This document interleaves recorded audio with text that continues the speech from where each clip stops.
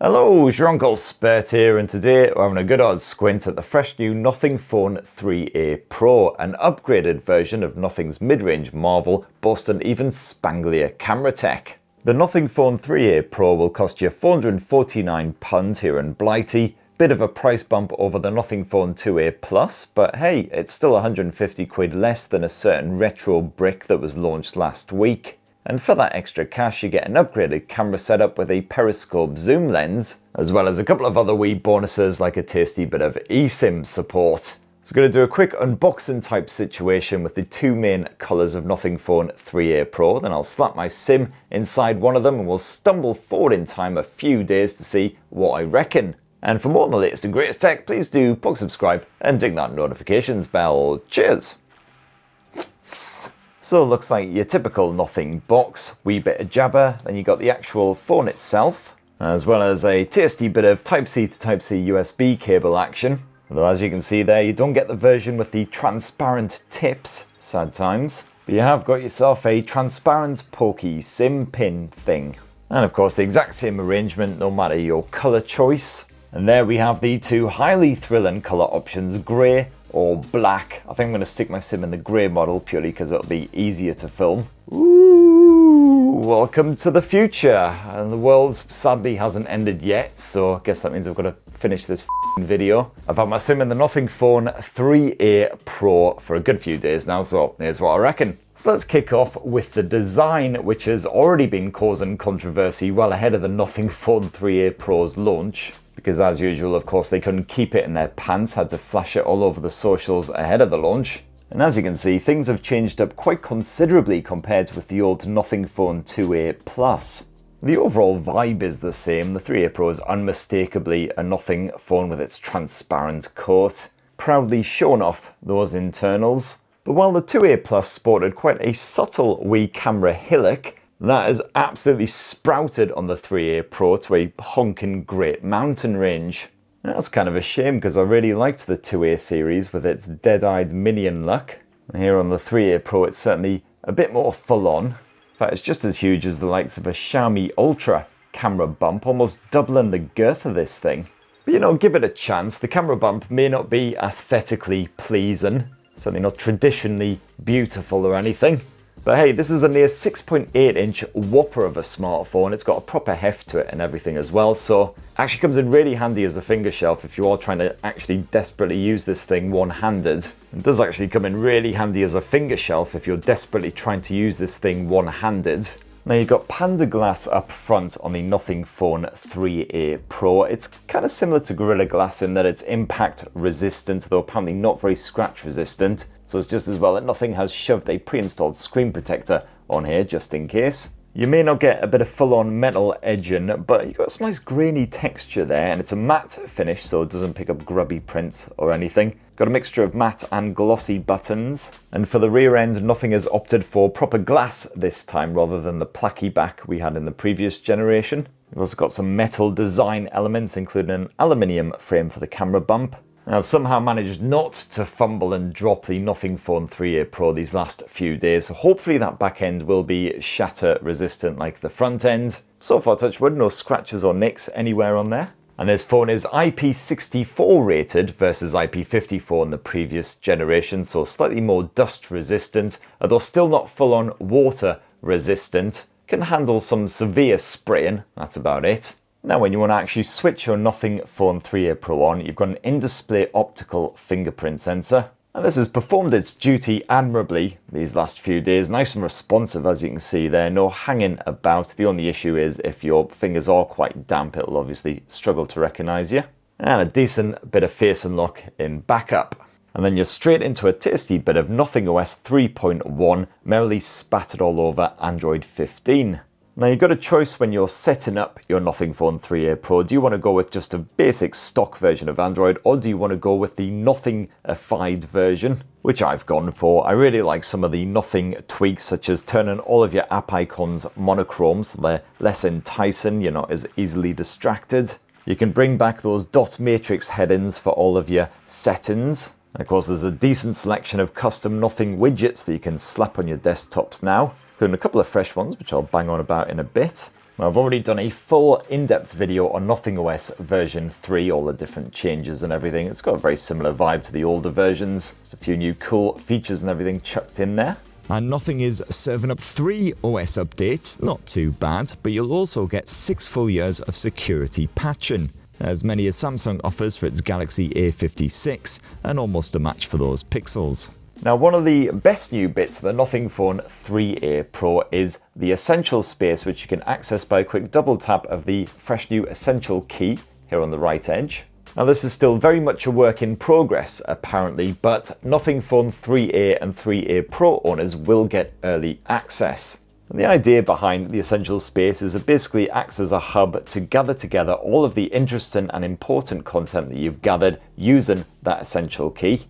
So, for instance, I've spied a brewery that I want to check out when I'm over in Barcelona for MWC. I can either tap that Essential key just to take a quick screenshot of it. You can also add a note down at the bottom here. Otherwise, you can actually hold down that Essential key to record a brief voice memo as well. So, visit this brewery in Barcelona on Sunday evening. And then that's all immediately whisked off to the Essential space. You'll often have to wait anywhere between a few seconds and a minute for it to actually pop up. As you can see right now, it's busy processing the content, just creating a summary and everything. But here we are, less than half a minute later, we've got our entry. Enjoy your excursion at Garage Beer Co. Give a little tap, you've got the original screenshot in there, which you can expand.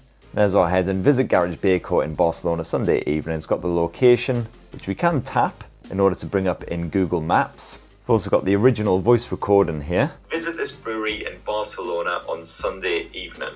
But one of my favourite Essential Space features is it will automatically create tasks based on any captured content. So as you can see there, head to Garage Beer Co, 7 PM, 2nd of March. The only problem is there doesn't seem to be any way of editing these tasks manually in order to change up the time. For instance, say I wanted to go at more like 4 PM rather than 7 PM, which I almost certainly will.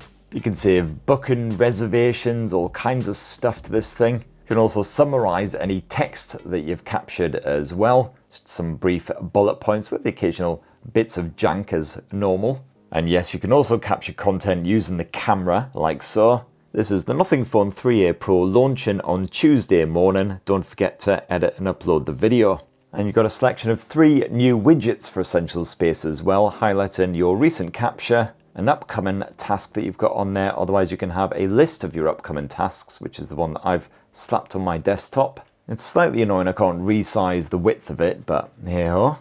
And yes, of course, the Nothing Phone 3A Pro once again sports that familiar flashy disco arse shenanigans, the triple Glyph.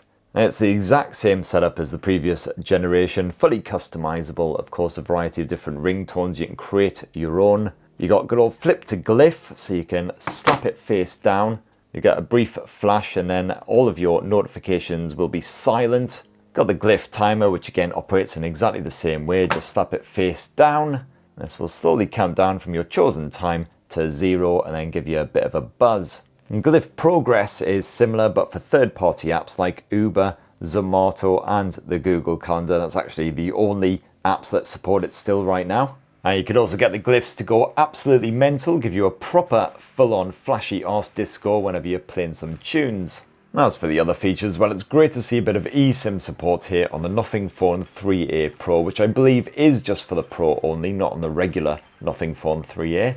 And this bad boy also comes with 256 gigs of storage as standard. And sadly, that's not expandable via micro SD memory cards. Now, the display slapped on the front end of the Nothing Phone 3A Pro is a 6.77-inch behemoth. Got a bit of AMOLED action. It's a full HD plus resolution panel, so visuals reasonably crispy despite the fact it's bloody massive. No HDR streaming support reported in the likes of Netflix. Hopefully that will come, because this phone is of course still pre-release at the time I'm shooting this video. As you can see there, the colors set to alive by default, which means they're quite poppy and punchy, but you can reduce that to standard, which to be honest doesn't make a massive amount of difference. You can of course tweak the old color temperature manually. Of course, as we're seeing with a lot of smartphones these days, the main upgrade for this generation is the brightness has been boosted a wee bit. The outdoor visibility is certainly absolutely fine on this thing. Nice strong viewing angles and everything as you'd expect. Refresh rate maxes out at 120Hz, and you've also got 2160Hz PWM dimming, just in case you are a wee bit sensitive to the old OLED flicker. and quite a cracking pair of stereo speakers slapped on the Nothing Phone 3A Pro as well. If you're after a smartphone with a camera that isn't total trouser, well, don't feel like you absolutely have to spunk out $1,000 or more on some of the latest, snazziest flagships. So pretty damn loud, but no real distortion or anything when you hit the maximum volume. Certainly fine for just kicking back with some YouTube or whatever. As usual, I'd say don't bother listening to music through there. I've had absolutely bugger all issues, thankfully, with the Bluetooth streaming because, yep, sod all headphone jack on this thing. Now, performance comes courtesy of the Snapdragon 7S Gen 3, same as what was stuffed inside of the Redmi Note 14 Pro Plus, which I recently reviewed. Now, there's not much difference here, architecturally at least, to the MediaTek Dimensity 7350 Pro, which powered the old Nothing Phone 2A Plus. Now, of course, everyday performance is smooth as you like, and I did slap a good bit of Wuthering Waves on this bad boy, even boosted the graphics up to the higher settings, and you know what, the Nothing Phone 3A Pro coped with it rather bloody well. I was expecting to see a lot more judders and drops in that frame rate than I actually experienced. Yeah, the frame rate wasn't always particularly stable, there was occasional bits of jerkiness and jankiness here and there. But the game was still perfectly playable, and of course you can just scale down the graphics settings if you do want a smoother experience. You swipe out the old gaming toolbar here on the Nothing Phone 3A Pro, you got a performance mode that doesn't seem to do a huge amount, but it's nice to have, I guess. A few other wee features like notifications blocking, etc. as well. Quite basic compared with some gaming toolbars, but you got the main stuff in there. And the good news is that even after well over an hour of Wuthering Waves action, the Nothing Phone 3A Pro didn't start to feel particularly toasty. You got a bigger vapor chamber than the previous generations stuffed in here, so that'll help to keep things nice and cool. And of course the Snapdragon 7S Gen 3, pretty energy efficient anyway.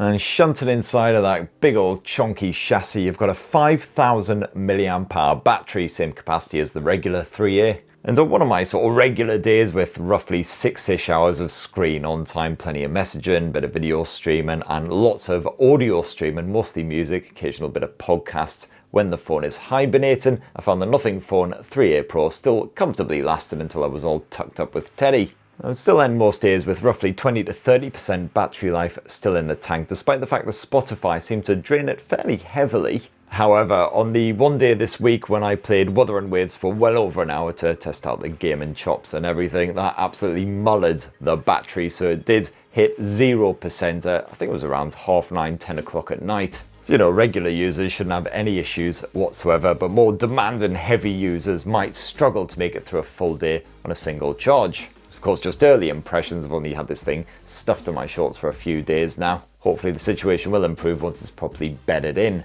And hey, slight upgrade for the charging speeds as well, now boosted to 50 watt wired charging. It's pretty nippy when you do bung a cable in it, but still sadly bugger all wireless charging for the Nothing Phone 3A Pro.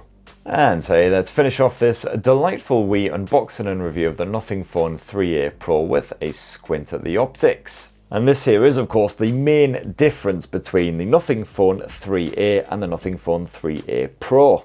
It's your usual Nothing camera app, pretty easy to get to grips with and quite easy to use one-handed as well. The Nothing Phone 3A Pro sports a 50 meg Samsung GNJ sensor. You've also got yourself a 50 meg periscope shooter using Sony's Lightyear 900 sensor. It's a 70mm equivalent with 3x optical zoom. And then last up is a pretty basic 8 megapixel Sony IMX355 ultra wide angle shooter. And in my time so far with the Nothing Phone 3A Pro, I've found the camera to be pretty responsive. You can fast tap that shutter button as you can see there, and swapping between the different lenses is reasonably nippy as well. Now, Nothing has apparently tweaked the Ultra XDR Smarts, which captures 8 raw images and then combines them into one bright and bold snap. It's certainly more of an iPhone-y, Samsung-y vibe whenever you've got high contrast pics, with the same saturation as a result. Of course, most people seem to get all hot and bothered about that. You'll certainly notice plenty of finer detail packed into the darker sections, as promised, although the usual softness will set in with more ambient light. Flick to portrait mode and the phone swaps to that 3x periscope shooter, but you can switch back to the main sensor if you want to pull back a bit. Any motion will leave you with a blurry snap, especially if you're not shooting in strong light.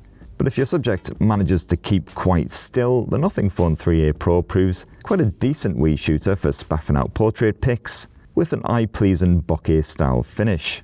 Now, having a zoom lens is pretty rare for the 450-ish price point, and it's a pretty decent effort on the Nothing Phone 3A Pro as well.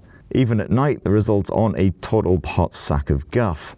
And while this comes in most handy for portrait shots, it can happily be used to crop in when needed, maxing out at 60 times total zoom with a bit of digital assistance.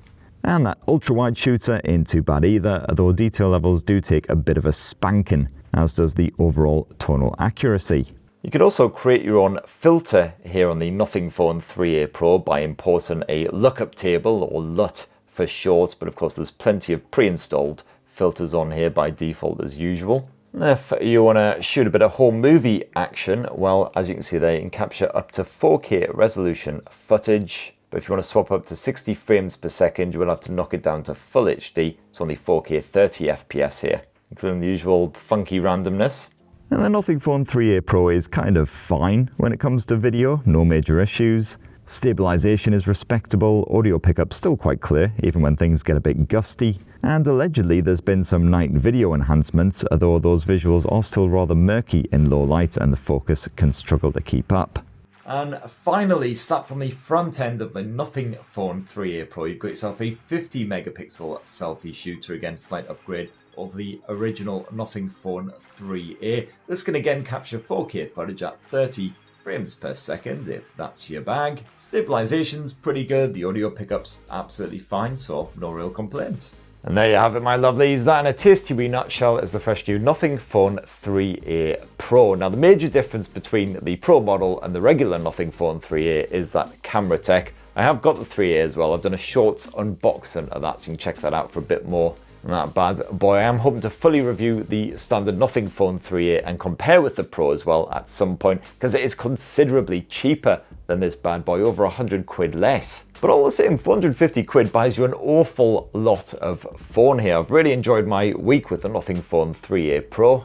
Nothing OS still enjoyably unique, and of course I was pretty skeptical about the whole essential space thing, whether it was actually going to be a worthwhile addition, but I found myself using it quite a bit this past week, so intrigued to see where they take that. It's kind of like the old action button on the iPhones, except they've actually put some proper thought into it and made it much more than just a crappy shortcut button.